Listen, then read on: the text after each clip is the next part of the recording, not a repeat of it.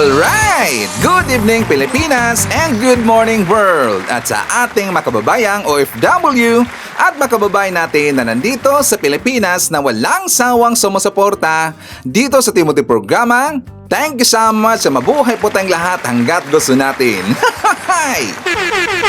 Well anyways, tuloy-tuloy na po tayo sa tigbabalita dito ng mga tamang balita at sagutin ang maling information na ipapakalat ng mga fake news peddlers, ng mga anti-Marcos, lalong na doon galing sa mga DDS na mga saltik mga kabayan.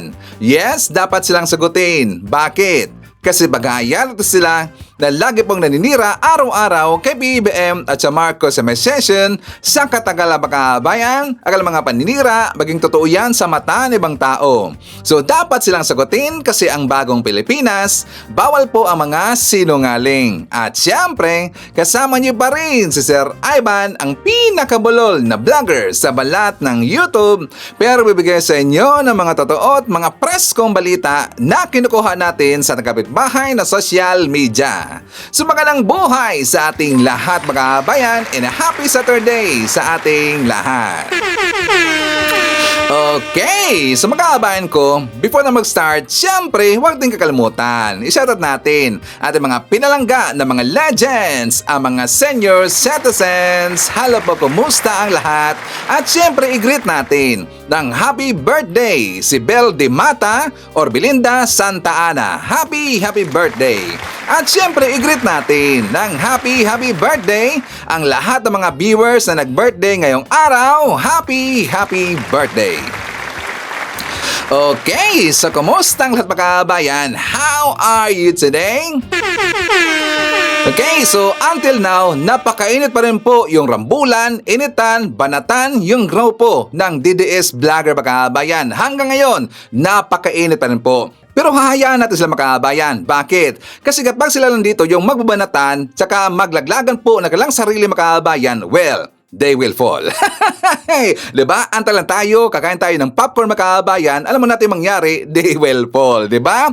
Kasi nga, nilalaglag nila ang kanilang mga sarili mga kabayan. At saka doon po sa hindi nakakalam, dito po sa initan ng dalawang grupo mga kabayan, kasi yung DDS, meron akong dalawang grupo. Sila po ay nahati mga kabayan. Meron pong team Balaga ba yan? Balada or Galaga? Yung si Konsihala mga kabayan. At saka meron pong team Hanilet. Sila po'y nahati mga kabayan. Ang Team Hanlet, nandito sila si Maharlika, sila si Roque, at saka yung sila si Mau Spencer. Andito po sa team nila ni Konsihala mga kabayan, yung tinatawag lang ngayon na Alpotera. Sila po si Joey, Kokolokoy, sila si Crescent, si Trexie Cruz, Angeles, si Atty. Mga kabayan, at marami pang iba. Sila ngayon ay nagbabanatan. Dahil lang dito sa Outin, sakto ba yun, Outin?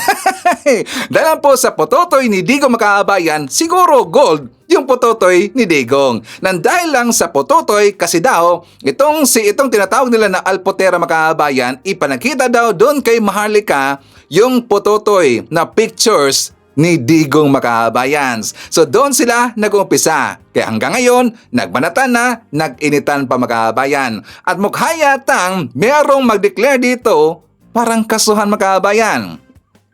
Parang pupunta yata doon sa kasuhan, pero mukha yatang ito po ay drama lang. Drama lang po lang mga kabayan. Ito po ay gawa-gawa nila para sila dito ay mag-iingay. At saka meron tayong ebidensya para po clear ang ating claim mga kabayan. Ipapakita natin ang kanang conversations kahit konti lang, para sabihin dito ng mga DDS na tayo po'y nagsasabi ng totoo. Okay? So for more details, let's watch this. Kwento niya, pinakita sa kanya yung picture ng Tintin ni PRRD. Di ba yun yung kwento sa kanya? Okay, sabihin na nating totoo. So ngayon, ikaw naisip mo, wow, magandang i-content ito! Di ba? Gusto kasi ni Maharlika, luhuran siya ng mga tao. Totoo, Maharlika is a bad case of narcissism. Ayun. Ang problema kay Maharlika, hindi niya kayang iligpit yung sarili niya sa tamang lugar. Ganun, like I said, si Maharlika, hindi naman siya pinapanood because of her, skillful analysis of the political situation of the Philippines. Hindi siya pinapanood because of that. Wala naman siya analysis eh. Pinapanood siya dahil sa chismis. Dahil sa mga chismis niyang dala. Ganyan. Ayun. Bakit daw may book about sa life? Oh, yun po si Joy Makabayan. Sa hindi pa nakakilala, yun po si Joy the Viber na walang ligo na vlogger. Babae hindi naliligo Makabayan. Marlika, wala ka daw kwenta.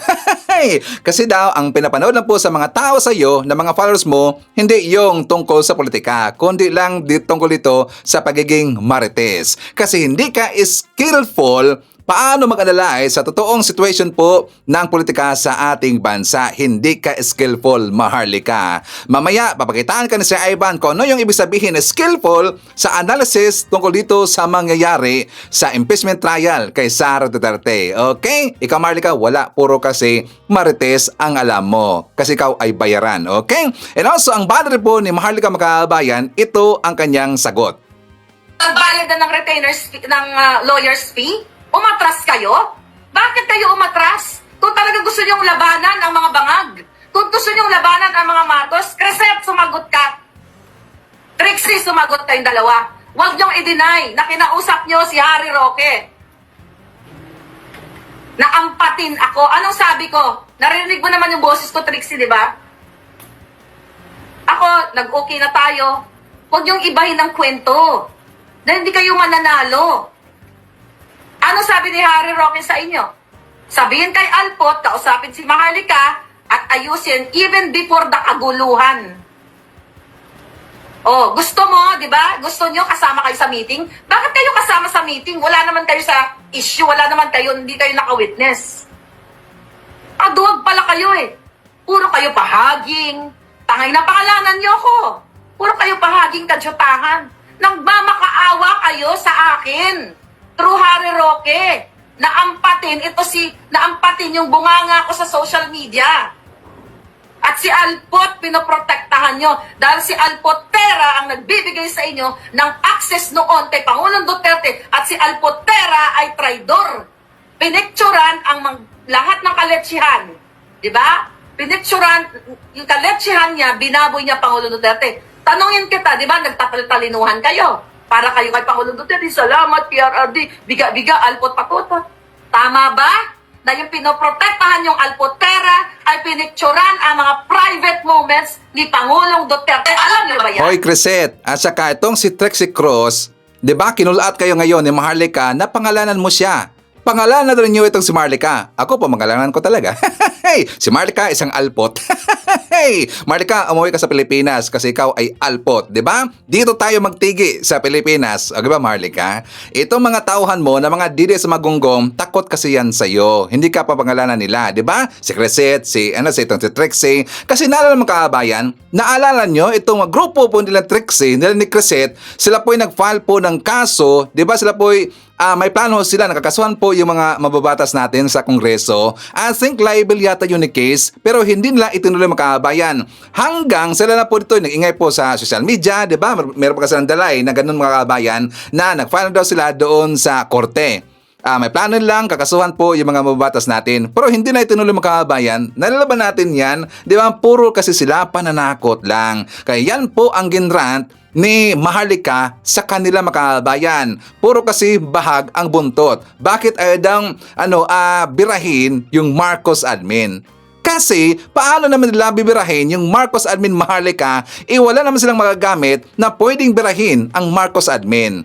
Kasi nga, nagtatrabaho po ng matino, nagtatrabaho po ng totoo ang ating presidente. At kasama niya ang very hardworking na First Lady Lisa Marcos. Unlike doon sa isang tao, Vice Presidente, hindi yun action man, kundi bakasyonistang babae yun. Sana mag-travel vlogger na lang itong si Sara Duterte Makabay, kasi mahilig mag-travel eh.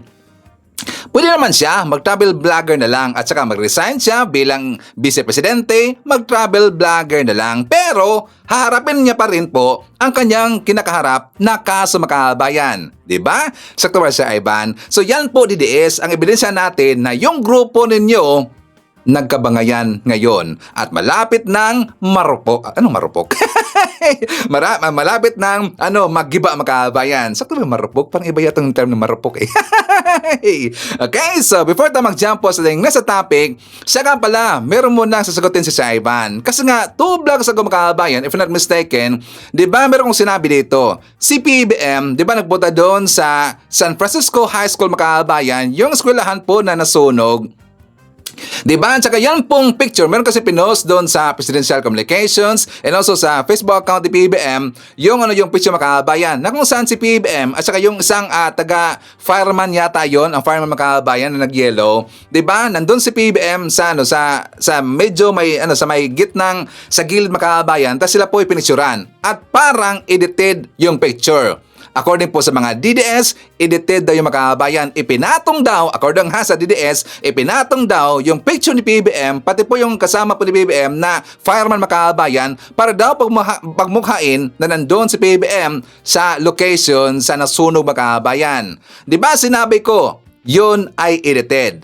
Ang sabi rin po ng mga DDS, edited na mga kabayan, pero grabe sa kanila kasi ang sabi nila, ipinatong daw yung picture ni PBM. Ako na po magsasabi dito, totoo yung location, totoo yung nangyari, totoo rin po na nandun si PBM sa pinangyarihan na nasunog na eskwelahan mga DDS. Sinabi kong na edited, bakit? Yun ay totoong picture, hindi yun AI, pero edited yun. Sa anong paraan, Sir Ivan? Napansin niyo ba yung color, makabayan, ng picture na yan?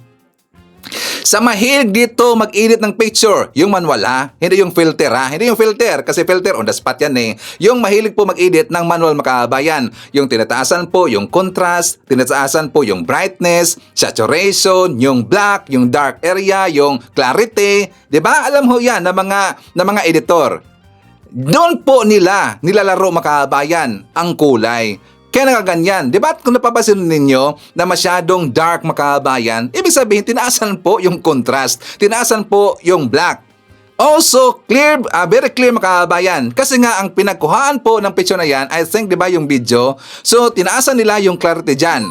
At saka tinaasan rin po yung saturation makabayan. Kaya nagaganyan na mukha tuloy edited yung picture. Na mukha tuloy na mukhang ipinatong si PBM and also yung fireman dyan sa picture niya makabayan. Kaya nasabi ng mga DDS na yan ay edited. Yan ay edited, pero totoo yung nangyari makabayan. Okay? Ano na this? So para maklear natin dito, kasi nga nagbangayan eh. Hanggang ngayon ginagamit pa rin po ng mga DDS na edited na makabayan. Gonggong talaga eh. Hindi yan AI. Sila nasanay kasi sa AI na pictures or video makabayan. Ang pagkakala nila, yung ipinapakita natin ng mga pictures dito or yung video, puro AI, di ba? Gonggong talaga eh. Yan ay totoo. Pero inedit lang po yung kulay makabayan. Okay na ba? Naintindihan naman natin. Kasi nabasa ko doon sa ating last vlog makabayan, sabi niya, Sir Ivan, nasaan yung sagot mo? Tungkol doon sa sinabi mo na edited daw yung picture ni PBM doon sa pinangyarihan ng sunog na eskwelahan. Ito na po ang ating sagot. Okay? So anyways, dahil binanatan po ni Joey itong si Maharlika makabayan na ang pinapanood lang daw ng kanyang mga followers, ng kanyang mga viewers doon kay Maharlika ang kanyang pagiging lang marites. Hindi siya marunong mag-analyze daw sa totoong nangyari sa politika sa ating bansa makabayan. Speaking of analysis, naalala ba natin yung pinag-usapan natin, doon post ko doon sa Facebook natin makabayan and also sa ating last vlog tungkol kay Marites. Ano Marites? Si Martires Makabayan. Marites tuloy. Doon kay Ombudsman Martires Makabayan na hindi pa yan ibinalita ng mainstream. Meron akong analysis sa Ivan na gin-write ups natin doon po sa ating Facebook account. Na sabi ko, mukha yatang merong niluluto dito itong si Martires. Kasi nga unusual makabayan, very unusual. Na ito pong si Martires, hindi naman siya ganyan kadali umaksyon kapag tungkol dito kung kapag ang masasangkot dito yung mga kalyado nila, for example sa mga Duterte or mga Duterte supporters. Kasi nga alam mo natin si Martires makabayan, siya po'y inappoint ni Digong. Siya po ay Duterte supporter. Kaya very unusual bakit siya umaksyon kaagad dito kay Sara Duterte. Kaya nga sabi ko doon sa ating Red Apps, merong niluluto dito si Martires. At saka tayo po'y bantay-bantay makabayan kasi bagat po ay mamanipulahin ni Martires, kanyang resolbahin po ang kaso ni Sara na yun pong, di ba, maraming kaso, 5 yun, nabanggit. Example, yung plunder, yung technical malversation, yung falsification ng documents, and also yung bribery, and also yung betrayal of public trust makabayan. Sabi ko na baka ito ay lulutuin ni Martires, kanyang resolbahin in favor kay Sara Duterte para magamit ni Sara para sa kanyang depensa during impeachment trial makabayan. Diba yan po ang analysis sa Ivan. At hindi tayo nagkakamali. Kasi nga doon po sa dokumentong nakita natin makabayan, wala kasi doong perma ni Representative Joel Chua makabayan. Diba? Wala po. Kundi ang nag-initiate lang doon ang taga-ombudsman lang. Ipapakita ko sa inyo makabayan, ito rin pong analysis ni Congressman-elect Laila De Lima. For more details, let's watch this. Right now, we have a Duterte appointee in the person of the current ombudsman. Ombudsman Martires, no? At recently, nagtaka lahat, no? Pati ang House, kung bakit all of a sudden, itong ombudsman na napakabagal gumalaw sa mga fina-file na cases against Duterte, against the Duterte family, or Duterte... may history ba na may ginalaw na siya doon sa mga cases filed against leader? Lahat nga ata ng cases against Duterte, well, to mention one, family. Senator Dick Gordon then, as head of the Blue Ribbon, had very convincing evidence against the president himself. Na dismissed, no? Okay, ngayon, Hindi yata umabot yung case. drain up nga eh. Include yung pangalan Drina. ni Duterte, di ba? Okay, so, Siya yung pinaka dyan grand designer on how they will do it that's why nga, the legal circles now are saying, and even we've heard from the House, nagtataka ang House na bakit right after the Quadcom issued its recommendation for the filing of charges against VP Sara on the use of confidential funds, biglang na-energize ang ombudsman at agad-agad, no, without any complainant, motu proprio asked the Vice President to file her counter affidavit. Meron ba kayong idea? Knowing you're very knowledgeable of the dirty tricks of the Duterte camp, no? Ano pong comment natin? Nakakaduda yan talaga. There's really room and there's reason for concern, especially on the part of the prosecutors, sa impeachment prosecutors. Kasi nga, nabanggit mo na napakabilis. So that's out of character, actually, if we can say so, na ang bilis niyang umaksyon para pasagutin kaagad si VP Sara. And we have to take note na malapit na kasi siyang mag-retire. July. Come July, magre-retire na. So, hindi mawawala sa atin na magduda, magsuspetsa na baka nga ang balak ay baka aaksyonan niya kaagad pag nakuha na submit na yung counter affidavit at hindi malayo yung i-dismiss. And then kapag i-dismiss yan, necessarily that would have an effect on the impeachment case para dun sa trial. Ganun lang babanggitin ng defense counsel There is a finding of probable cause. And then remember also, there is a pending petition with the Supreme Court. So about the supposed unconstitutionality or not being fully compliant with the requirements of the Constitution. Diba? Hindi malayo ang analysis namin dalawa ni Congressman-elect Laila De Lima makabayan. Halos magkalintulad na itong plano ni Martires makabayan, nakaduda talaga. Kasi nakita ho ng taong bayan, nakita ho yan ng mga attorneys na usad pagkong talaga na gumalaw itong si Martires sa ibang mga kaso makabayan. Napapansin ho yan. Pero bakit ang bilis dito kay Sara Duterte? O, di ba nakaduda talaga? Merong pinaplano nito na masama itong si Martires para dito sa impeachment trial kay Sara Duterte. Ang ibig sabihin na mukha nitong savior si Martires kay Sara Duterte mga kababayan. Diba? So babantayan natin itong si Martires kasi nga tayo po ang kawawa mga kababayan. Kapag hindi kasi matuloy itong impeachment trial kay Sara Duterte, tayo po ang talo. Pati po yung mga DDS, talo mga kababayan kasi hindi naman malalaman kung ano talaga ang totoo. Diba?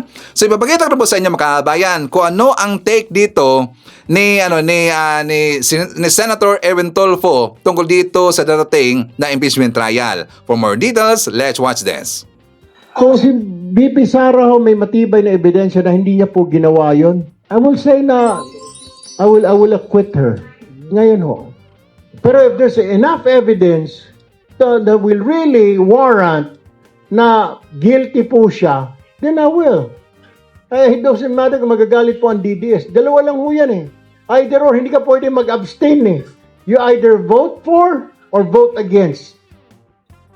You vote for, tikita mo na guilty siya basing on the evidence, kung lamang yung ebidensya ng prosecution.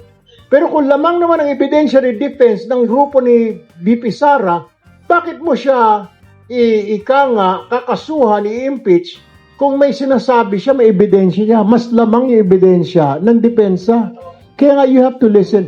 It's not easy to be judged po eh. Ngayon ko lang na-realize na yung mga judges minsan nagagalit ka, etc. Pero minsan tinitingnan ka, yun talagang diretsyo ng mga judges. So, yung sinasabi ko lamang po, I cannot say saan ho tayo. You're asking me na kung ka ba, guilty ba si Sara or hindi. I can't say that right now. Sir, kasi natanong ko to, sir. Kasi open naman yung Quadcom eh. Ayaw niya sumagot or anything na... It's the Quadcom, sir. Okay, I understand. Lahat ho lumabas doon, imbestiga. Siguro po strategy po ng depensa yon. Siguro naisip na po ni BP Sara na papunta ako doon sa impeachment. May target siguro ako gawin, i-impeach ako. So syempre, hinahanda. You have to hold your punches. Kahit siguro, I will have to hold my punches and get ready. Ngayon ho, ang gusto lang natin yun. So kaya nga ho tayong lahat, we'll just have to wait siguro. Pag i-file po ng Congress yan muli sa 20th Congress, yung impeachment na yan, tingnan ko ebidensya, di ba? I'm sure, nakita na natin, lahat ho tayo nakapanood ng Quadcom, Tricom, lahat ho yan, nakita ho natin, Quintacom, nakita na ho natin lahat yan. Kaso hindi pa po natin nakikita ngayon, yung sa depensa naman, di ba? How can you judge when yung other side is quiet, di ba?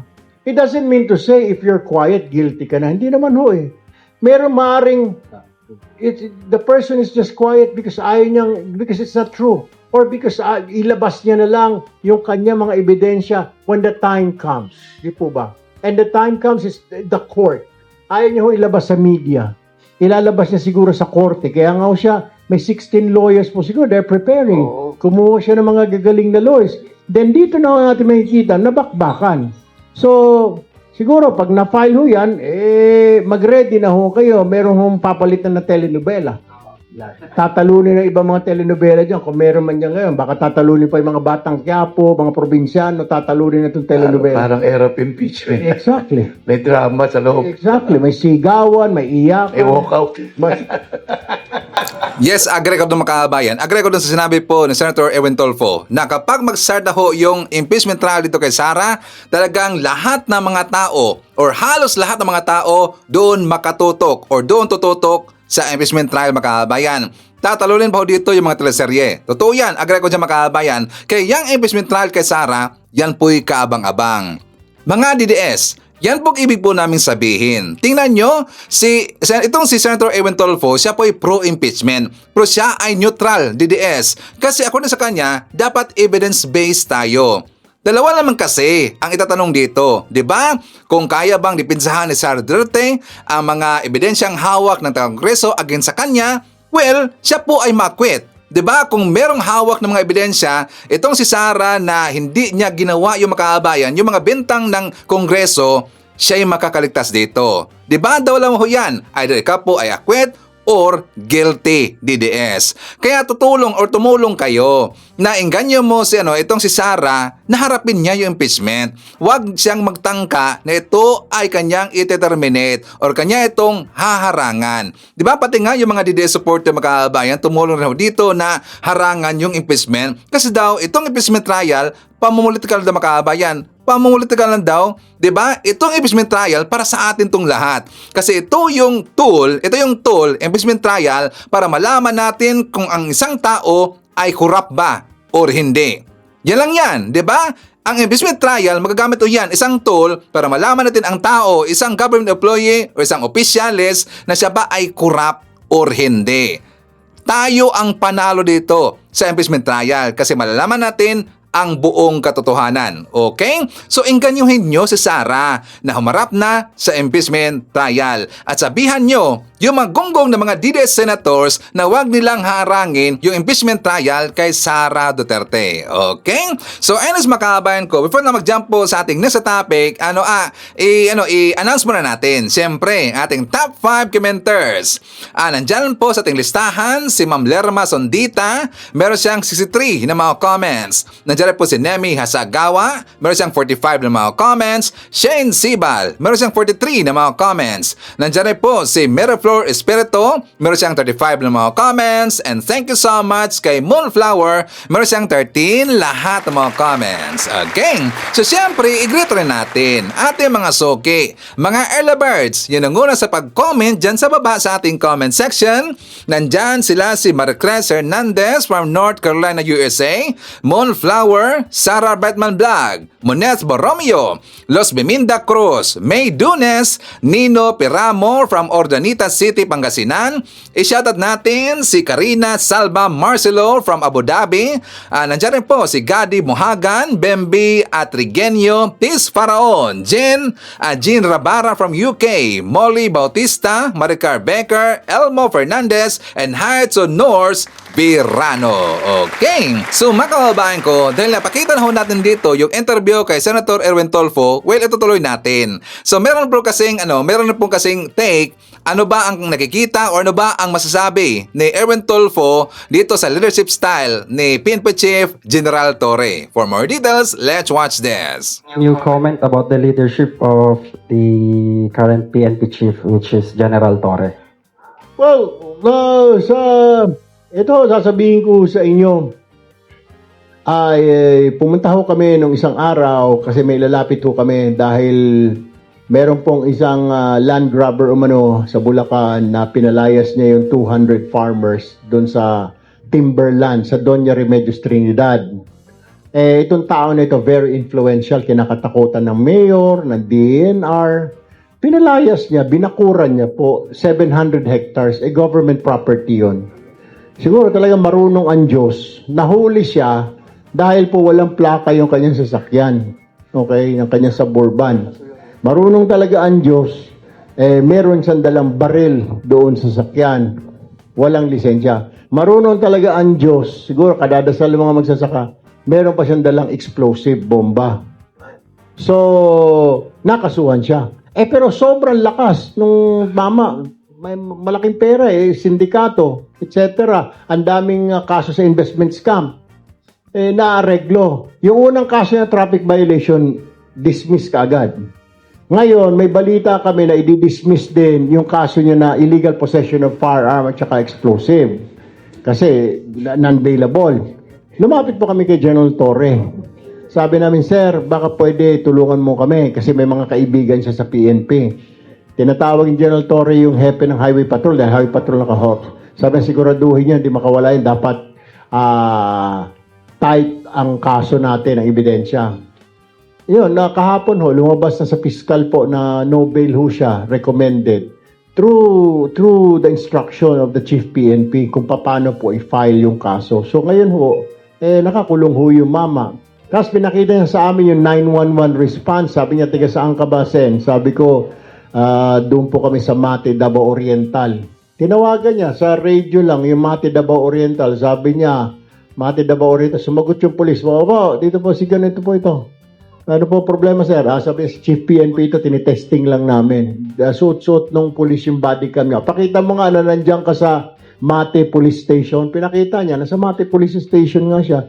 May sabihin, hanggang Davao Oriental, yung gumagana yung kanyang 911. Ang ginawa niya, tinawagan niya muna 911 sa cellphone niya, tapos minomonitor niya sa screen. Ganun ho ka. Maganda ho talaga. Matagal na ho pala yan. 2016 pa pala ho yan. Sus Marisep, mag 9 years na ho. Ngayon lang natin ginagamit. We have to do that. Dapat to everywhere. At saka, iba ho yung sinasabi niya traffic. Sabi ko, sir, paano ang traffic? Sabi niya, hindi magkaka-traffic, Erwin, kasi ang re-responde dyan, yung tatawag sa trunk line, tatawagan niya yung pinakamalapit na istasyon kung saan yun. O pinakamalapit na outpost. O yung mobile. Dahil may mga mobile na pala siya pinaglalagay sa kung saan-saan. Follow-up lang, sir, for my end. Are you with General Torre doon sa mga overweight na police na kailangang sibakin kapag hindi na-commit yung standard weight nila? Bigyan siguro ng chance yung mga overweight para bumaba ang timbang. Siguro bigyan ng 30 days. Bigyan physical exam siguro. 3 strikes. Pag unang physical exam, talo ka ay hindi mo pababa. May second try pa, then third try. Siguro bigyan din ng chance. Kasi yung iba dyan, halos they spend already their lifetime, yung career nila. Kasi sibakin mo lang kinabukasan. Wag naman. Bigyan siguro ng chance. Pag hindi ka umabot sa timbang na ito, parang ginawa ni Chief PNP Lacson dati. Binigyan din niya ng chance. May parang physical performance, physical exam. Test, mga push-up, sit-up, takbo, para bumaba. Pag hindi ka bumaba ang timbang mo, out ka. So dapat pagbigyan. Agree naman ako doon. Okay, so in short, ang ibig sabihin ng Senator Erwin Tulfo Makabayan na itong si PNP Chief General Torre, epektibo talaga. Kahit anong ibigay mo sa kanya na assignment Makabayan dito kay General Torre, kaya niyang re-resolbahin. Diba? Yan po ibig sabihin po ni Senator Erwin Tulfo. So nakita natin, maganda talaga ang leadership ni General Torre. At saka, alam niyo Makabayan, nabanggit no ni Senator Erwin Tulfo tungkol dito sa 911 na yan pala ay sa panahon pa ni Digong. Diba? Ang 911, panahon pa pala yan ni Digong. Pero hindi yan sineryoso ng kapulisan Makabayan. Hindi kasi yan sineryoso ng mga pulis, na mga tuta ni Digong Makabayan, binaliwala lang. Bakit? Kasi nga, tinotolerate lang ni Digong itong kanyang mga tauhan na mga pulis. Unlike ngayon, sineseryoso ni General Torre yung ating kapulisan Makabayan. So yan po maganda. Nagamit na naman ulit yung 911. Ngayon, epektibo na Makabayan. Sa panahon ni Digong, baliwala lang. Walang kwenta. So, speaking o panahon ni Digong Makabayan, meron pong issue, balita na napakalaki talaga. Ito hindi basta-basta. Ito ay sa panahon pa ni Digong nangyari Makabayan, pero hindi ito naresolba sa panahon ni Digong. Yung mga missing sa Bungiros Makabayan. Diba yung mga missing sa Bungero? Kasi nga ngayon lang po na ulit, naungkat itong kaso na ito Makabayan, na buhayan po ng loob ang itong pamilya na nawala po ng mga sabongero Makabayan. Nang lumabas, meron po kasing lumabas na isang whistleblower Makabayan na nagngalan po na Tutoy. Siya yung nagsabi dito na hindi lang lahat 34 na mga sabongero ang nawala Makabayan. Hindi lang 34 lahat yung mga nawala, kundi umabot pala ng 100 plus. Isipin yan, 100 plus Makabayan. Diba? Tapos meron ho itong pinangalanan, itong whistleblower na to na 10 na mga personalidad. Sila yung sangkot dito sa issue or sa kaso na ito Makabayan. Pero bakit hindi to nangyari sa panahon kay Digong? Diba? Sabi pa nga ng mga DDS Makabayan, swerte daw tayo sa panahon ni Digong kasi nga peaceful ang Pilipinas sa panahon ni Digong. Wala dang mga krimeng nangyayari Makabayan. Peaceful daw. Pero bakit hindi ito naresolba ang tungkol sa missing sa Bungiro Makabayan sa panahon ni PBM? Ito ngayon, meron ng lumutang. Ang ibig sabihin, sineryoso ito ng panahon ngayon ng Marcos admin Makabayan. At hindi rin pumalayo. Sa tingin ko hindi rin pumalayo si General Torre dito ang pahahawakin sa kaso ng Makabayan. Bakit? Kasi nakita ho ng Marcos admin na epektibo talaga si General Torre. Hindi malayo, sa tingin ko lang mga kababayan, malaking posibilidad na si General Torre dito ang pahawakin ng kaso na to para hanapin yung mastermind kung sino yung nagpadukot dito sa mga sabongero. Okay? So ito ang ating balita. For more details, let's watch this. Ang lumutang na whistleblower sa kaso ng mga missing sabongero, nagbigay na ng 10 pangalan ng mga sangkot umano sa pagkawala ng mga biktima. Ayon po yan kay Justice Secretary Jesus Crispin Remulla. Sabi pa raw sa kanya ni alias Totoy na isa sa mga akusado sa kaso, hindi lang 34 na sabongero ang nawawala, kundi maaaring umabot pa sa 100. Nakatutok si Salima Refran. Ang lumutang ngayong whistleblower sa kaso ng mga missing sabongero na si alias Totoy, nakausap na raw noon ni Justice Secretary Jesus Crispin Remulla. Sabi ni Remulla, sinabi sa kanya ni alias Totoy na mas marami pa raw ang biktima sa naiulat na 34 na missing sabongero. Bago pa mag-eleksyon, nakausap ko na. Kaya I have a very good idea yung sinasabi niya. And na-vet na namin, syempre, the proof of the pudding is in the eating. Basta ang sinasabi niya, mahigit 100 yan. Ang biktima. Ang mahalaga, determinado siyang magsabi ng totoo. Yan ang mahalaga sa lahat. Ayon pa kay Remulla, hindi bababa sa 10 mga pangalan ang ibinigay ni alias Totoy na mga sangkot umano sa krimen na kanila na ngayong iniimbestigahan. Marami. Yung mga pumapatay, yung mga dumudukot, basta marami silang binanggit. Inaaral na raw kung paano maaaksyonan ang kanyang mga revelasyon. Sa panayam ng GMA Integrated News, sinabi ni alias Totoy na itinapon umano sa Taal Lake ang mga labi ng mga pinaslang na sabongero. Titignan natin kung kaya natin i-recover yung kahit na ilang human remains o kaya mga buto-buto sa Taal Lake. Ikinakasa naman ang interagency search effort para mahanap ang mga labi. Pati Coast Guard, susubukan natin kunin para yung diving team nila, tsaka Navy. Kasi, mabigat na diving to, freshwater to eh. Hindi to basta-basta. Technical divers talaga kailangan natin. Ang Philippine Navy at ang Philippine Coast Guard, handa rin daw tumulong. We have all the equipment. We have the skills to conduct all types of diving operations. Kabilang sa mga nawawalang sabongero ang online sabong agent na si John Ver Francisco at kaibigan nitong si Frank Tabaranza. April 2021 nang mawala sila sa isang gasolinahan sa May Kawayan, Bulacan. 19 na sabongero naman ang nawala sa iisang sabungan sa Santa Cruz, Laguna mula April 2021 hanggang January 2022. Kabilang dyan ang nahulikam na nakagapos na si Michael Bautista na nawala noong April 28, 2021. Ang magpinsang sina Maison Ramos at John Paul De Luna na 14 at 18 anyos lang noon, nawala rin noong December 29, 2021 matapos sumama sa mga mananabong. At Eric Legaspi at mga kasama na nawala noong May 11, 2021. Nag-sideline lang po siya magpatuka ng manok. Sa lipo na yung pamangkin ko nag-aaral para sa maabot yung pangarap niya. Hindi na po niya maaabot kasi po nawala po siya nang hindi namin alam. Hinahanap po talaga namin yung hustisya kung sino pong ang nagpadukot sa kanila, kung sino mastermind. August 30, 2021 nang dukutin sa kanyang bahay sa San Pablo, Laguna ang master agent na si Ricardo Lasco. Ang anak ni Carmen Malaca na si Edgar at mga kasama nawala sa sabungan sa Lipa, Batangas noong January 6, 2022. January 13, 2022 naman nang nakitang isinakay sa van sa Manila Arena sa Maynila ang 6 na sabungero mula Tanay, Rizal. Pakiusap ni Remulla sa mga pamilya, kaunting tiis muna habang gumugulong pa ang investigasyon. Kakausapin ko sila. Okay, so maganda yung makahabay, no? Kasi at least meron po progreso dito sa kaso na yan. Pero doon sa panampuridikong binaliwala makahabayan. Di ba tingnan nyo, hindi na resolba. At saka, I think, di ba si Bato de la Rosa ba yung time na yon?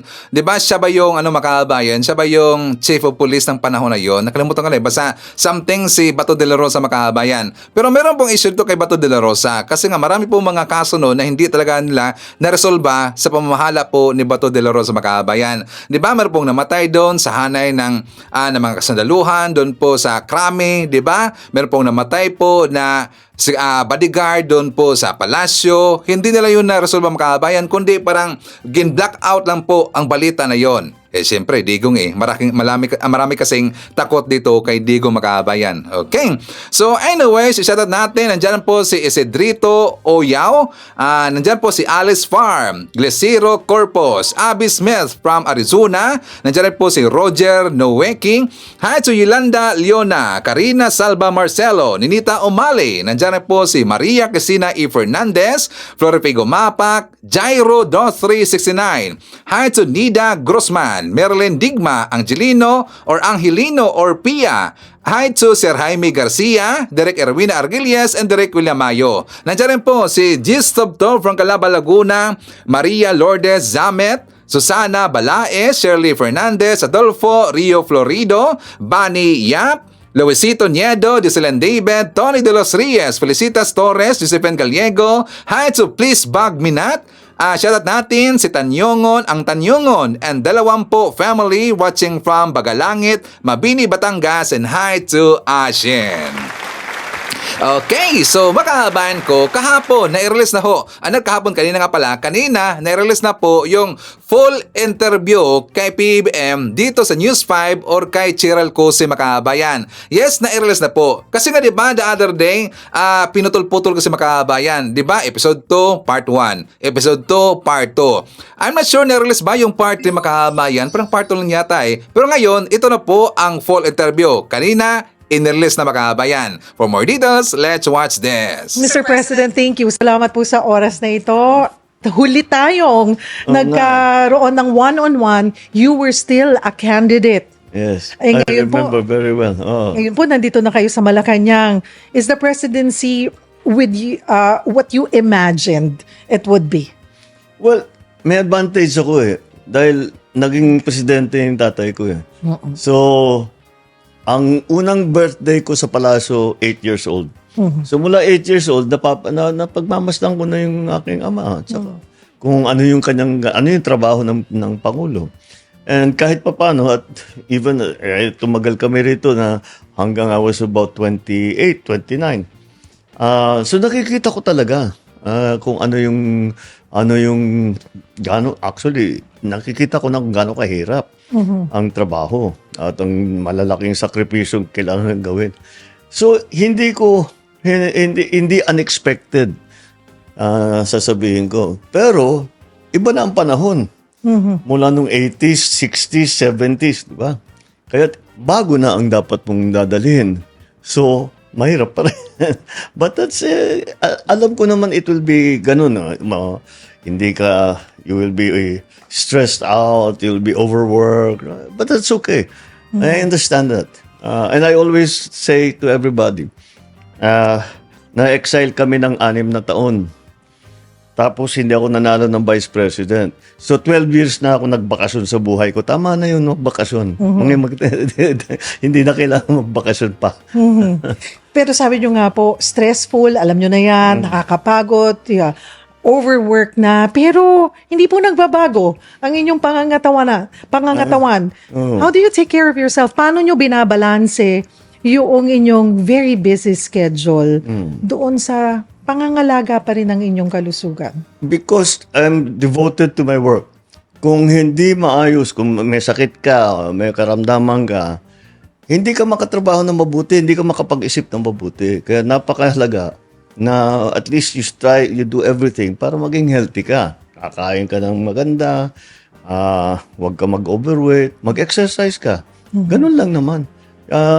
Pero you need a little discipline para kahit pagod ka na, mag-gym ka, kahit na gutom ka na, di mo kakainin yung bagnet, kakainin mo yung gulay, yung pakbit at saka yung dinengdeng. Pakbet. At saka, pakbet. Yun, dinding. Pero tikim na lang, kurot na lang ng bagnet natin. Pero at least basta't no excess.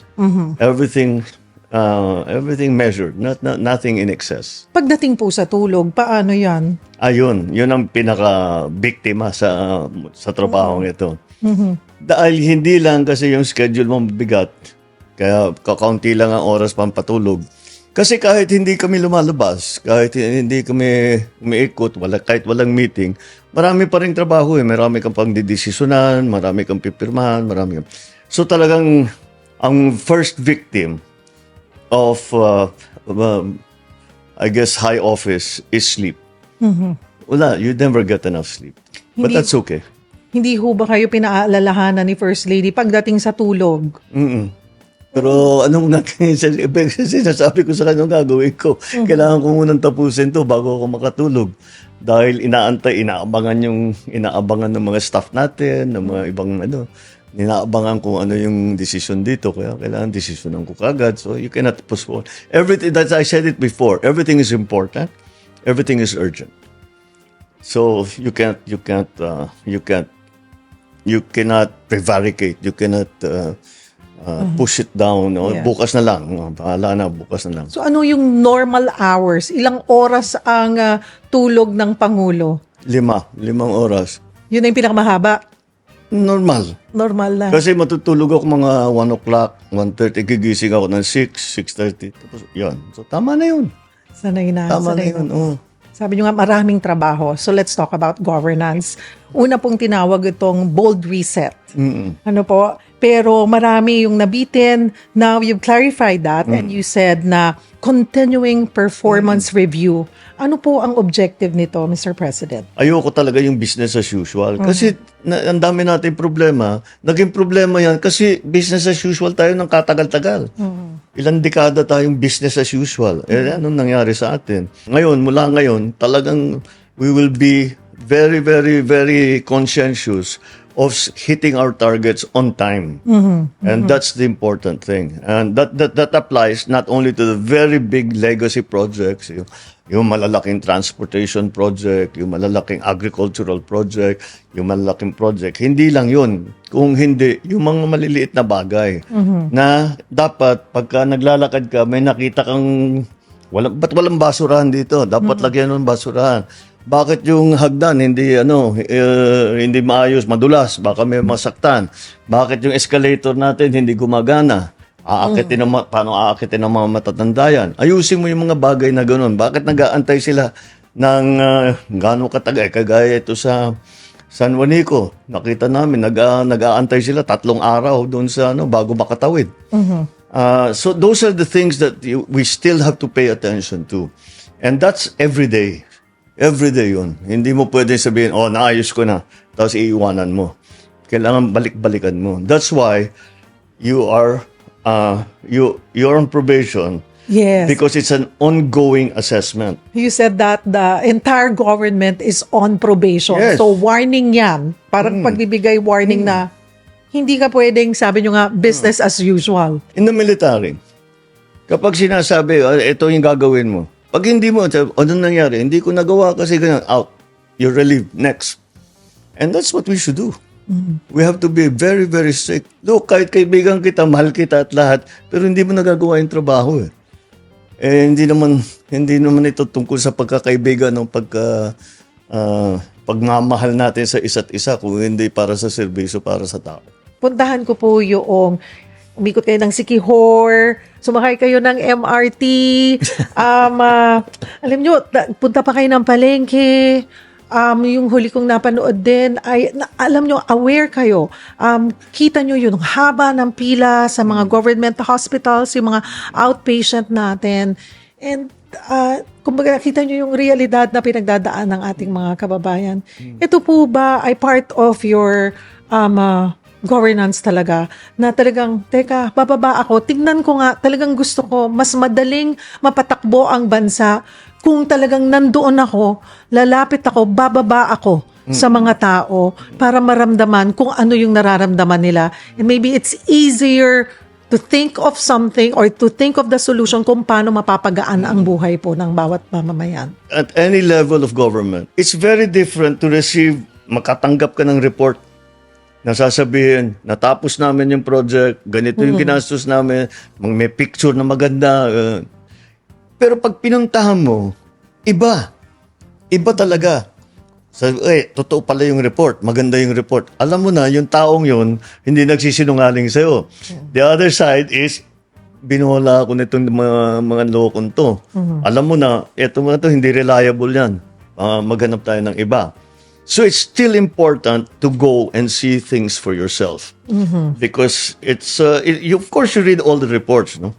But that's not the iba-ibang accuracy rating ko minsan. May nangyari na po bang ganoon? Dami Uy, na. ganda ng report. Okay, sige nga. Tingnan natin. Marami. What do you do about it? Like, You look, if it's important, dun sa official na in charge na, bakit ganitong report nyo pero iba yung realidad?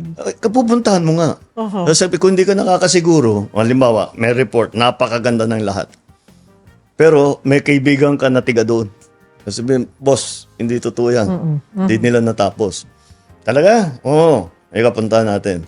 Yun. Pag-explainin mo yung tao. Siyempre, kung ano yung mga paliwanag na, hindi mo pala kaya, sige, paltang kita. Hanap tayo ng mas magaling. Speaking of palitan, hindi naririnig, hindi na ilalabas, pero siguro sa mas mababang mga posisyon, marami na po ba kayong napalitan doon sa loob ng 3 taon? Marami na. Hindi na lang namin ina-announce kasi, just get, ako, trabaho to, just, if you're not helping, get out of the way. Okay? Kung di mo kami tutulungan, basta malis ka na lang dito. Gawin mo yung gusto mong gawin, pero pabayaan mo kami magtrabaho. That's my attitude all the time. So, whatever get out of the way means you're fired or may floating ka o ililipat ka sa ibang part of the government. Whatever it is, basta just get out of the way so that I can do my job. Puntahan ko naman po, Mr. President, ang edukasyon. Noong pong nakaraang taon, you ordered DepEd to rationalize ang senior high school curriculum. Now, Senator Jinggoy wants to scrap it. Pero si Senator Win Gatchalian naman po, ang sinasabi niya ay to reduce yung college years instead. Ano po ang stand nyo dito? It is just expressing the same frustration that I expressed in the first place. It's costing more for the parents. Kasi nadagdagan ng 2 years pa. Magmamatrikulasyon pa yan. Maraming mga school supplies. Bibili ng libro, lahat. Wala naman naging advantage. Hindi rin nakukuha sa trabaho. That's his frustration. And that's also my frustration. So, we'll see what the Congress will do. But while the law is still K-12, basta't ang sinabi ko kay Sec. Sani, Yes. Angara, pagandahin natin ang husto habang nandyan pa yan. Kasi, anong madalas natin marinig? Mismatch. Yung skills ko, hindi employable. We have partnered with the private sector and to ask them, ano ba ang kailangan ninyong skills? Ano ba ang kailangan ninyong klaseng trabahador para makuha, ma-employ doon sa inyo? In fairness, the private sector went even one step further. Gusto nyo kami na magpatakbo ng training. Tapos, paglabas niya doon sa training, trabaho siya sa amin. Kasi eksakto yung training niya doon sa kailangan namin. Kanina, when we were on our way here, ay napag-usapan namin ng aking producer na noong panahon namin, 80s, pag may labanan sa ang iba't ibang eskwelahan, pag private ka, nangangatog ka or may worry ka na pagkatapat mo ay public school dahil napakagagaling. At yun ang paano po, and that was during your father's time. So, paano po, ano ang marching orders nyo, habilin nyo kay Secretary Angara na itaas natin yung kalidad ng edukasyon pa para kasi lately nahuhuli tayo. Marami tayo ginagawa. Unang-una, classroom. Sipin mo, 160,000 ang kulang natin na classroom. Ano nangyari yun? Basta't pinabayaan na lang. Merong ng classroom kaming nakikita, Marcos type pa. Tinayo mga 1970. Dapat yung mga classroom na yun, 20-30 years lamang ang lifetime. Dapat ayusin yan after. Pero hanggang ngayon ginagamit pa. Pinabayaan talaga ang education. That's what happened. We have entered into a program to rebuild and to build more school buildings. Ginawa na namin PPP. Kasi kung gobyerno lang ang gagawa, kakaunti lang ang magagawa natin. But again, in fairness to the private sector, Very cooperative sila. Naglalabas talaga sila ng pera. Very willing sila na tumulong. Basta't you support the teachers. One of the things that we did, binawasan natin ang kanilang administrative duties. Then we hired many more teachers. And then we have put in place a program for the retraining, re-education of our teachers. Magpapasukan na ulit, Mr. President. Siguro po maikling mensahe na rin para sa ating mga mahal na guro. I always say, the public school teachers are the hardest working public servants in the whole of government. Magalit na sila lahat sa akin, but I believe that. They really are the most busy. Ang daming ginagawa kahit wala na sa job description nila kung ano nila ginagawa. We have to support them. Kaya ang ating mga guro, asahan ninyo dito sa administrasyon na ito. Kayo ang pinupuri namin. Kayo ang nagbibigay ng dangal sa ating educational system. Tutulungan namin kayo hanggat maaari para yung ating mga kabataan na minamahal natin lahat ay maging magaling, maging matalino, at maging marunong. Puntahan ko po ang malapit sa sikmura ng lahat ng mga Pilipino, ang 20 pisong presyo po ng bigas. Paano po nagagawa ito ng gobyerno? There is a lot, maraming factors ito. That's why I'm so confident masabi sustainable. Kasi basta ipatuloy natin, magbigay tayo ng makinarya sa farmer, paggandahin natin lahat ng irrigation natin, mag-research tayo sa IRI, sa UPLB. Pagka gumanda ng husto yung production side natin, may bababa natin. Wala nang subsidy. Magagawa po kaya yan bago matapos ang inyong termino? Magagawa yan. We did it before already. Nag-export na tayo ng bigas eh. So why not do the same thing again? It's really, you help the farmers. Ang kinakatakutan ng iba, pag masyado nang mababa ang presyo ng bigas, paano naman yung mga magsasaka natin? Yun po ang sinasabi kasi yung mga ang gusto nila, ang mga farmers natin ngayon, dinadala talaga sa NFA ang mga palay nila dahil nabibili daw po ito ng mga 17 to 18 pesos. Hindi po ako nagkakamali. Sa mga traders, sa private, ay nasa 11 to 12 pesos na talagang kaya ayaw nila. Paano nyo po tinutugunan or tutugunan yung ganitong problema na hindi rin makawawa o malugi ang ating mga magsasaka? Napakahirap na maging magsasaka. Ang hirap na buhay yan. Ang bigat ang trabaho niyan. Nauubos yung tumatanda ka na maaga dahil sa nagsasaka ka. We have to support them. So, kahit ano pa ang mangyari sa presyo ng bigas na ipinagbibili natin sa mga palengke, hindi natin ibababa ang buying price ng NFA.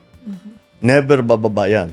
Sa kadiwa ng Pangulo, available po ang 20 pesos na bigas.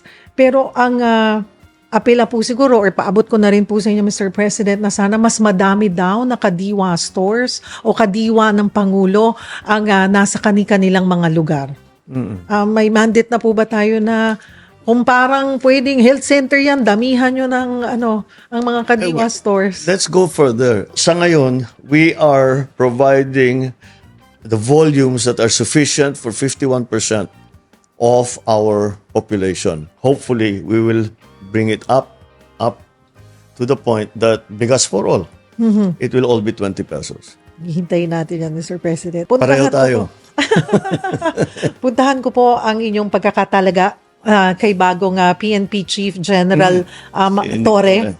Personal choice niyo po ba yun, Mr. President? In terms of the police, isa lang ang iniisip ko, that people are safe.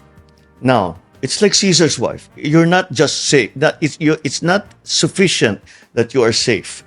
You must feel safe. Even if the statistics are telling you crime rate is down, drug seizures are up, that's not enough. People should feel comfortable to walk in the night around their neighborhood, that they can send their child to the sari-sari store. Yun ang kailangan. Kaya ginawa namin, and I saw si Nick Torre, is effective at that. Very soon after he assumed the position of Chief PNP, we instigated already this new program of Cops on the Beat. And nararamdaman na kagad. Ano pa po ang inyong marching orders kay PNP Chief General Torre? We still have a drug problem in this country. Siyempre, pumapasok pa rin yung sabu. Sabi ko, continue pero yung hulihin niyo yung malalaki. At saka puntahan ninyo yung kung saan pumapasok. Yun ang isara natin. Sinabi ko sa Coast Guard at saka sa PNP, bantayan na ninyo kasi ayokong bumalik sa merkado yan.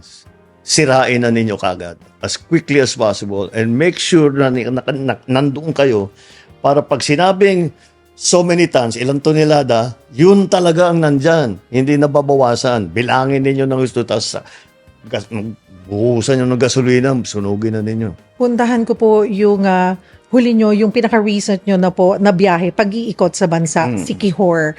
Nagawa po namin ang istoryang yan at talagang nagre-reklamo yung mga kababayan natin doon na hindi lamang apekto yung pang-araw-araw nilang pamumuhay, maging yung tourism. So, kuryente po talaga, napaka-unstable pa rin ang kuryente at ilang lugar sa Visayas. Maging pagdating po sa Luzon naman, tubig. And ito pong problemang ito ay konektado sa mga private sector providers. Ano po ang inyong utos, ang inyong bilin, paano aayusin ito? I have always approached ito yung mga problemang ganito. Meron lang akong laging in my head na sinasabi, ang una mong reaction, fix the problem, not the blame. Kasi sinasabi, sinong dapat mananagot dyan? Sinong ganyan? Oh, sige, dito. Pero ayusin muna natin yung problema. And the way we fix the problem, we brought 2 generators from Palawan. They are now in Siquijor. They're already functioning. Maayos na. We even had to provide the fuel. In advance pa ng gobyerno yung fuel dahil hindi naman kami dapat ang gagastos dyan eh. Ang mahalaga rito, hindi mo pinaparusahan yung tao. So kahit na kung sino nagkamali, hindi yan ang priority natin. Ang priority natin, makapag-deliver ng kuryente sa bawat bahay. And that's what we did. Kung hindi po nakaka-deliver ang SEPCOR, ay nandoon ba yung posibilidad na pag-review kung itutuloy pa ito or kailangan humanap ng iba? Rene-review na namin. Pero alam mo, like any contract, kung non-compliant ka, that breaks the contract. Puntahan ko po, San Juanico Bridge. Isa rin yan. Talagang maraming dumadaing, naapektuhan po yung kanilang biyahe. Di ba? At even their economy, pagtaas ng presyo. Ano po ba ang ang talagang inyong utos na paano ba natin pabibilisin ito para maayos kagad ang rehabilitation ng San Juanico Bridge? Ang naging problema, ang tumatawid mula Samar Leyte Samar, bawat araw is 1,400 na truck. Kaya yun ang kailangan natin bigyan ng paraan na makatawid pa rin. Because like you say, it's affecting everyone. It's a supply rate. Hanggang Mindanao nagrereklamo ang tao kasi yung mga fast food chains, yung mga supply nila hindi makakarating. Naging delayed, nauubusan sila ng gamit, nauubusan sila ng supply. 3 to 5 days sila nag-aantay. Wala silang kinakainan, wala silang tinutulugan. There was this lady who was in charge of the delivery of gulay. Sabi niya, wala na. Yung patatas namin, tumubo na. Ganun katagal kami nagantay. Yung iba, nasira na. So, we made a system, put a system in place. It will be implemented by the Coast Guard na ang perishables have priority para hindi masira naman yung produkto. Ang San Juanico Bridge, lahat ng matulay, kailangan may maintenance yan, major maintenance yan every 3 years. Bago ka mag-maintenance, pupuntahan mo, titignan mo ano yung sira, ano yung kailangan, ano yung aayusin, bawat span, titignan mo. Nagulat ang aming mga engineer, sabi nila, malala na pala ito. Dahil yung maintenance sa nakaraang ilang dekada, hindi naman ginawa. Sabi ko, bakit? Wala bang record yan? May record naman. Lahat ng job order, completed.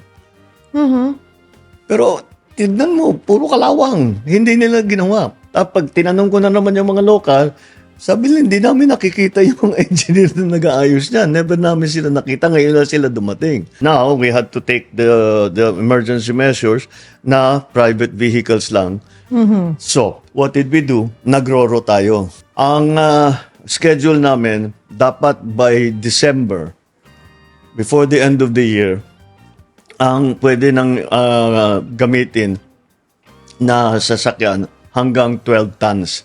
So kakayanin po by the end of the year yung 12 tons. Yan. That's another one na that's a test. Sabi ko, pag hindi nyo natapos yan, tatanggapin ko yung resignation nyo. Siguro po mensahe natin sa mga kababayan natin na pinaka-apektado nito, ang mga kababayan natin sa Leyte at Samar. Ano po ang mensahe nyo sa kanila? Well, sorry na nangyari ito. At alam ko yung nararanasan ninyo, nararanasan ng ating mga transport operators, ang nararanasan ng ating mga negosyante. Kaya asahan ninyo, talagang minamadali namin na maayos kaagad ito, and we'll make sure that you will be safe. We will bring the services of San Juanico back to normal. Galing po kayo ng Siquijor, punta ako, biyahe tayo pabalik ng Maynila. Kasi recently po, sumakay kayo naman ng MRT. Kung kayo po ay regular commuter, kung araw-araw ho kayong commuter, mararamdaman nyo sigurado yung siksikan, delay, at init. Hanggang kailan po ba nga magtitiis po ang taong bayan, Mr. President? Well, first of all, hindi ito first time na sumakay ko ng MRT. Madalas namin gamitin yung MRT dahil sa traffic. Mas mabilis eh. So, kami, yung pamilya ko, yung mga kaibigan ko, pagka hindi practical mag-traffic, magdadalawang oras ka hanggang Cubao, sabi namin mag-MRT tayo. Naramdaman ko yan minsan, sumakay kami ng MRT, talagang pagka nakapasok ka na, basta yung kamay mo nandito, hindi mo na magagalaw yon. So kausap ko yung mga, tapos nakadikit ko na ganito. Kinakausap ko yung mga pasahero. Sabi, sir, ganyan talaga yan araw-araw. Alam ko, napaka-init, napaka-crowd. Yung init, okay pa lang yun. Wala namang problema, pawisan ng konti. Pero yung sikip, at saka yung hirap, tapos yung kahit na yung mga security check dati, kung ano na nagkakadelay. Kaya tinanggal namin lahat. Tapos cashless payment na. Yes. Tapos yung 1+3 na ginawa namin para sa pamilya.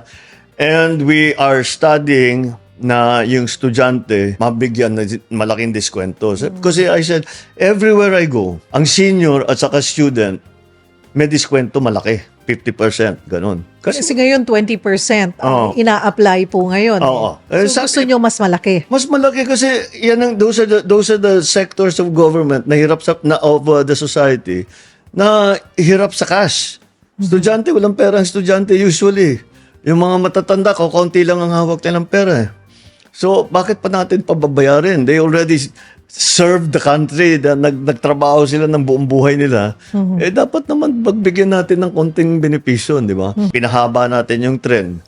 Dadalasan natin yung ng trend. Ngayon, those are the things that we can do immediately. Of course, we have the very big projects. Also, we have the subway project. We will be able to open it na umabot na sa Valenzuela. We have the extension of the MRT. So, but these are long-term projects. But they will come. They will come. We will start to see the completion of some of the phases by late this year, next year. 3+1, marami pong natuwa doon. Ewan ko kung may nakarating na po sa inyo na may mga umaapila, baka naman gustong gawin na everyday na. Yung 3+1. Sabi ko, hindi kaya. May nakarinig po, may na-interview po kami na maganda po yan, malaking tipid po sa amin. Araw-araw ba yan? Ay, hindi po pwede. Linggo lang. Linggo lang. Kasi namin, linggo is a family day. Is a family day. So that's what we are trying to encourage. Puntahan ko naman po ang NCAP. Marami po ang nagagalit or nainis at pumupuna sa pagpapatupad muli nitong no contact apprehension policy dahil ang sinasabi po ay nangyayaring gatasan. Hindi rin po kasi magaan yung babayaran mo nasa 1,000 din pag ikaw ay natikitan po. Pero ano ho ba ang gusto nyo dito? Ito ba ay sinusuportahan nyo? Ipagpapatuloy ba to? Or iniisip nyo pinag-iisipang itigil din muna at pag-aralan pa? In principle, agree ako dyan sa no contact. Agreed ako dyan. Magandang layunin yan. Ang layunin yan is yung traffic, yung masundan ng rules of the road. Na hindi tayo kung ano-anong yung ginagawa natin. And then, bawas yan sa korupsyon. Kasi taliwas sa sinasabi ng iba na ginagawang gatasan. Para sa akin, it will be the opposite. Kasi, magsabi na tayo ng totoo. Pag hinuli ka ng pulis, lisensya mo, May nakadikit doon sa lisensya. Oo, may nakasiksik na doon sa lisensya mo, mga 200, 500, baka malaki na. O, mag-ingat ka, huwag mo nang uulitin. Pero nasuhulan mo na. Ito, it will be based solely kung ano yung nasa picture. Pagbabayad siya ng multa, hindi binibigay sa kahit na anong tao. It's straight to the system. Puntahan ko po yung EDSA Rebuild, yung rehabilitation. Lahat kami naghahanda na. Niniisip na kung saan dadaan. Yung iba, sana, ang sinabi doon sa may mga e-vehicle o hybrid, sana all, kasi exempted sila. Then you announce, hindi muna matutuloy. Bakit nyo po pinatigil muna o hindi muna itinuloy ang rehabilitation ng EDSA? Hindi ko matanggal-tanggal sa pag-iisip ko yung nasa kotse ka, nasa EDSA, makikita mo alas 12 na ng gabi. Ang haba pa ng pila, nag-aantay ng bus. Tapos yun, pag uwi nun, gigising na alas 4 yun. Magtaantay na naman ng bus para makapasok na alas 7, alas 8. Yun na nga. Sinasabi, hindi pwedeng ganyan. Napakahirap na. Dadagdagan pa natin ng kahirapan. Sabi ko, siguro naman may mga bagong sistema dyan na hindi natin kailangan isara. O kung yung gagawin na, hindi 2 taon. So, sabi ko, tigil muna natin, pag-isipan natin mabuti. Hanap tayo ng bagong teknolohiya. There are new technologies. And so, I'm very happy with my decision. Kasi mukhang kakayanin na hindi 2 taon eh. 2 years ng pagdudusa. Hindi mo naman pwedeng gawin sa tao yun. Puntahan ko naman po ang mainit na usapin ngayon. Punta ako sa politika, impeachment, Mr. President. Kasalukuyan, mainit talaga ang usapin. I'm sure, ito na naman parang may bago na namang teleseryeng inaabangan ang mga kababayan natin sa takbo po nito. Sa itong impeachment na complaint kay Vice President Sara Duterte, may mga aligasyon po na ang pagkaantala nitong proseso ay dulot ng personal o pampolitikang interes. Ano po ang inyong pananaw dito? Lahat ng impeachment process, nasa legislatura yan eh. It's between Congress and the Senate. That's not I'm busy with the transport, with the rice, with all of the different things that we are doing. That nauubos ang oras ko doon. Putit blunt. Wala naman akong papel doon sa impeachment. Yes. Sinasabi po kasi nila na kahit nasabihin na separation of powers, meron at merong say ang Pangulo sa magiging desisyon. Siguro if a president chooses to do that, I choose not to. Puntahan ko po ang West Philippine Sea. Sinabi po ni Commodore J. Tariela na ang dapat na susunod na Pangulo ng Pilipinas ay dapat ipagpatuloy po ang inyong polisiya sa West Philippine Sea. And then in February, you said Filipinos do not yield. How do you want history to remember the Marcos policy sa West Philippine Sea? We did not yield. We continue to protect the sovereignty of the Republic. We continue to defend the territory of the Republic, and we continue to protect and defend the people of the Republic. Hindi naman tayo nakikipag-away. Pero wag yung binabangga yung mga mangingisda. Hindi ba? Wag yung kami hinaharang dun sa teritoryo namin. Yun, ipaglalaban talaga namin yan. Because kung ibigay mo yan, bibigay mo ng, like they say, you give them an inch, they'll take a mile. So you cannot allow it even the 1 inch. Magpa-fast talk po ako ng mabilis bago yung aking final.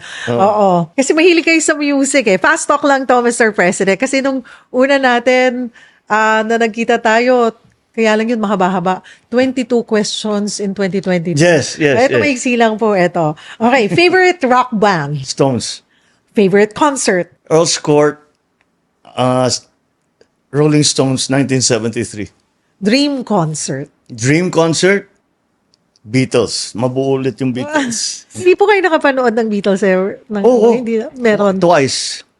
Pero Sarap. after that, naghiwalay na sila eh. Bonget or bongbong? Okay lang sa akin yun.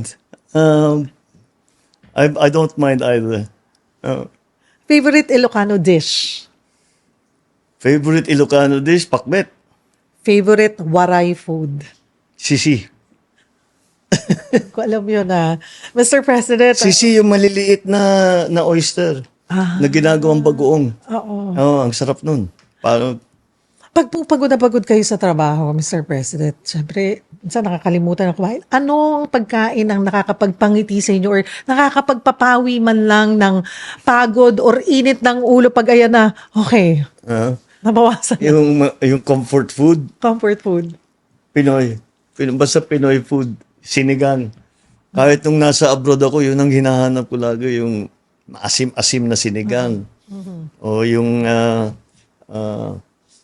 ano ba yung pinapaluto ko sa mga kaibigan kong Pilipino nung nasa abroad ako. Yung kanduli sa miso. Naku, gustong-gusto ko yun. Kanduli sa Oo, miso. kanduli sa miso. Meron po ba kayong favorite na niluluto ni First Lady para sa inyo? Ako nagluluto para sa First Lady. Anong niluluto nyo kay First Lady? Mga ganyan, yung mga simple. mahilig din po kayo. Yung pinaka-paborito niya na ginagawa ko, which is a family recipe, is yung isda na, I don't know, walang pangalan eh. We just call it a family recipe. Basta isda, Pero anong luto? lalagyan mo ng sibuyas, ng bawang, hindi, walang bawang, luya, patis, butter, tapos ibebake. Napapangiti mo na siya nun. Oo, tsaka pag alam ko niya, medyo masama pakiramdam, papakuha kagad ako ng gano'n. Okay. Mr. President, 3 years na lamang po Yeah. ang nalalabi po sa inyong termino. What is the one thing you absolutely want to be remembered for? We made a change for the better. This has been my guide in all the positions I've taken. The worst thing that can happen is umupo ka doon sa position mo, na nagsilbi ka, umalis ka, walang pinagbago. So I absolutely insist that in 2028, when I leave this office, there are significant and tangible changes for the better in the life of each Filipino. Marami pong salamat sa pagkakataon. Thank you. And I'll see you again in 2028 para sa Baka ating... sooner naman. Talaga ha? Sa'yo nagaling yan ha? Kaya na nga ako sa'yo, it took 3 years eh. Oo. Kala ko hindi na mangyayari. But thank you so much. Marami pong salamat sa Thank you, inyong sir. oras, Mr. Thank President. you very much for Ayan, giving us so this chance. ang sarap makinig no dito kay PBM Kabayan. Talagang marami kang matutunan eh. Saka very straightforward siyang sumagot. At nakikita natin na smart talaga si PBM Kabayan. Visionary na tao. So ang dami ho nating matutunan dito kay PBM. Okay? So anyways, kasama rin po natin si Johanna Toiler, Moneth Doctolero, Ramos Duldulao, Estrella. Nandiyan rin po si Perfecto, Mar Duque. Hi to Ruben Basinga Salindong, Rosario Nomoto, Zenny Cordero. Nandiyan rin po si Trinidad Lozano, Sining Cabrero from Eastern Samar. Nandiyan rin po si Jerry Cabreros, Revica Valen. Hi to Hilda Modisto from Leyte. Nandiyan rin po si Victor Robin, Elmer Pinaranda, Beth Bacod Cabalsa. Hi to Melds Libiran from Puerto Princesa City, Palawan.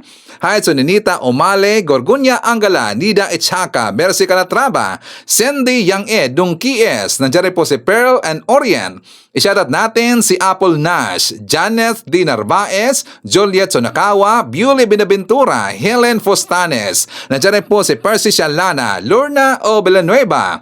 Ishoutout natin si Pauline Raot, Sonia Hasigawa, Emilda Valle Okia. Hi to Agida Kunanan, Daniel Galarpez, Norms Preti Sarma. Nandiyan rin po si Hilda Baldomino Pita, and hi to Meggy Bong. Okay, so magkahabaan ko, yan natin manakalap na mga balita ngayong araw. Kung nakaabot ka po sa portion na to, sana nakapag-like na ho tayo. Libre po ang mag-share, libre din ang mag-subscribe. Again, maraming salamat sa mga viewers na hindi nag-skip ng ating commercials. Thank you so much.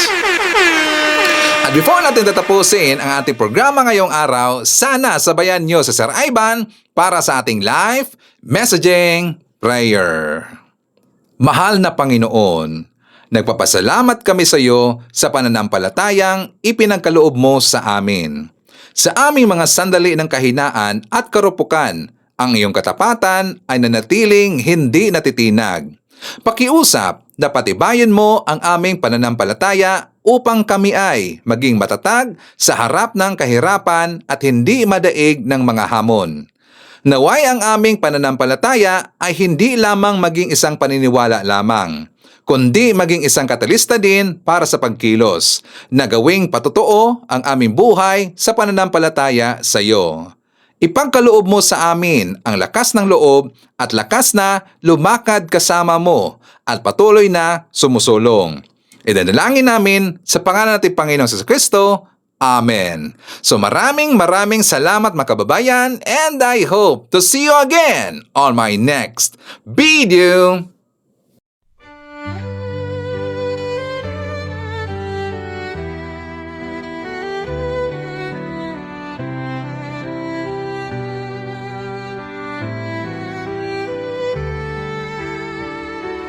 Bawat hakbang, tinik ang iyong daan. Sa sariling bayan, ika'y hinusgahan.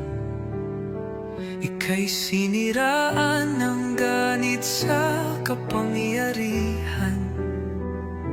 Agilang nagnakaw ng pera ng taong bayan. Pinapasan mong lahat ng dusa. Matatag ka, hindi gaya ng iba. Ngunit kahit sugatan, kahit lumuluha, iniisip mo pa din kapakanan ng iba. Bongbong, hindi ka kailanman iiwan. Loyalista hanggang dulo ay nandyan. Kasama mo kami sa lungkot mo at saya. Pagkat Pilipinas, ikaw ang pag-asa. Sa laot ng unos, ikaw ay nag-iisa. Iba'y nagbubunyi sa iyong pagdurusa. Ngunit lahat ngayon ay malinaw na. Katulong mo ang Diyos, nag-iba sila. Ipinaglaban mo ang lahing sinumpaan. Nagkalat peking balita sa mamayan. Binabaliktad nila ang katotohanan, pero hindi na naig ang kanilang kadiliman. Bongbong, hindi ka kailanman iiwan. Loyalistang hanggang dulo ay nandyan. Kasama mo kami sa lungkot mo at saya. Pagkat Pilipinas, ikaw ang pag-asa. Ikinuhit ng kasaysayan ng pangalan mo, dalisay. Ngunit bakit tila nais kang burahin at si Apolacay? Sa iyong mga mata, may luha ng matinding pagdurusa. Ngunit sa puso mo, bayan pa din ang inuuna. Bongbong, hindi ka kailanman iiwan. Loyalista hanggang dulo ay nandyan. Kasama mo kami sa lungkot mo at saya. Pagkat Pilipinas, ikaw ang pag-asa. Bawat hakbang, tinik ang iyong daan. Sa sariling bayan, ikaw